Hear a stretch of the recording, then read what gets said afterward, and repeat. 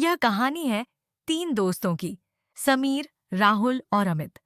ये तीनों बचपन के यार थे, लेकिन अपनी अपनी गलतियों की वजह से उनकी आखिरी मंजिल नर्क बनी।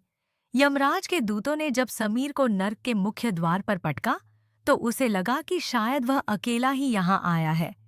लेकिन No, let जैसे me ही go! उसने You धूप cannot झाड़ ली, escape. उसे The सामने master दो और awaits. परिचित Please, no चेहरे more! दिखे। राहुल अपनी फटी हुई कमीज सिलने की कोशिश कर रहा था और अमित एक कोने में बैठकर आग की लपटों को देख रहा था। अरे, तुम दोनों भी यहाँ? समीर ने हैरानी से पूछा। राहुल ने फीकी मुस्कान के साथ कहा, भाई, जब साथ में कांड किए थे तो सजा अलग अलग कैसे मिलती? अमित चिढ़कर बोला, मैंने कहा था कि उस दिन वो चोरी करना सही नहीं था, पर तुम दोनों ने मेरी एक न सुनी। नर्क वैसा नहीं था जैसा उन्होंने फिल्मों में देखा था। यहाँ लोहे की गरम सलाखें तो थीं, पर उससे भी ज्यादा दर्दनाक था स्मृति कक्ष। इस कक्ष में उन्हें उनकी जिंदगी की सबसे बड़ी गलतियां बार बार दिखाई जाती थीं। समीर, उसे बार बार वह दृश्य दिखाया जाता जब उसने अपने बूढ़े माता पिता को अकेला घर से निकाल दिया था। राहुल, उसे वह पल दिखता जब उसने अपने फायदे के लिए अपने सबसे भरोसेमंद पार्टनर को धोखा दिया था।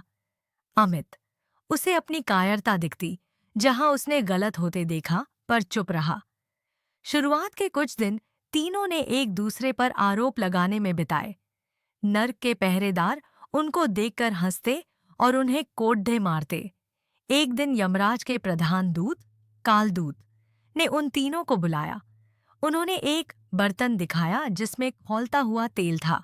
कालदूत ने कहा, तुम तीनों के पास स्वर्ग जाने का एक मौका है। इस बर्तन के ऊपर एक पतली रस्सी बंधी है। जो भी इस रस्सी को पार कर लेगा, वह सीधे स्वर्ग के द्वार पर पहुंचेगा। लेकिन शर्त यह है कि रस्सी केवल एक व्यक्ति का भार सह सकती है। तीनों दोस्त रस्सी के पास गए। नीचे खौलता तेल मौत, यानी और भी भयानक दर्द, का संकेत दे रहा था।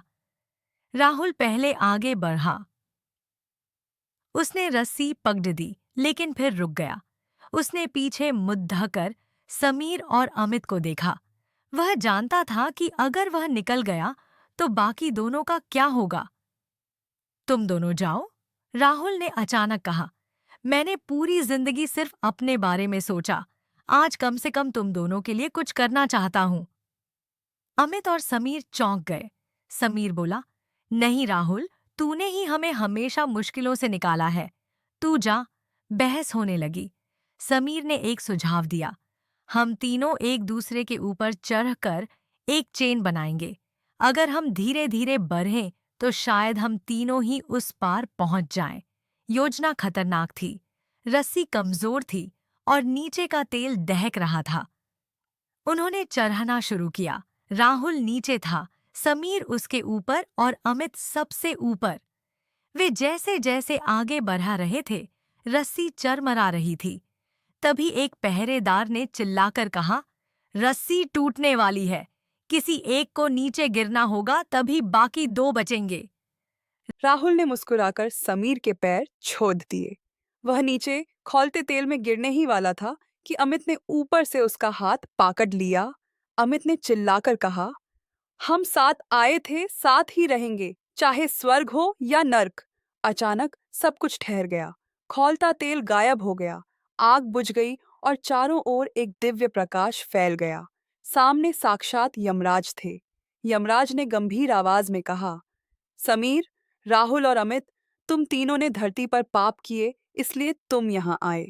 लेकिन नर्क की सबसे बड़ी सजा भी तुम्हारे भीतर की दोस्ती को नहीं मार सकी। तुमने एक दूसरे के लिए खुद को कुर्बान करने का साहस दिखाया। यमराज ने आगे कहा, सच्चा पश्चाताप और निस्वार्थ प्रेम सबसे बड़ा प्रायश्चित है। तुम तीनों ने अपनी सजा पूरी कर ली है। तीनों दोस्तों की आंखें खुली। वे नर्क में नहीं, बल्कि एक सुंदर बगीचे में थे। उनकी रूहें अब हल्की महसूस कर रही थीं। उन्होंने समझ लिया था कि इंसान चाहे कहीं भी हो, अगर उसके पास अच्छे दोस्त और नेक दिल है, तो वह नर्क को भी स्वर्ग में बदल सकता है। दोस्ती केवल अच्छे समय की साथी नहीं होती, बल्कि वह ताकत होती है जो आपको अंधेरे से उजाले की ओर ले जाती है। पाप की सजा मिलती है, लेकिन प्रायश्चित और प्रेम का रास्ता हमेशा खुला रहता है।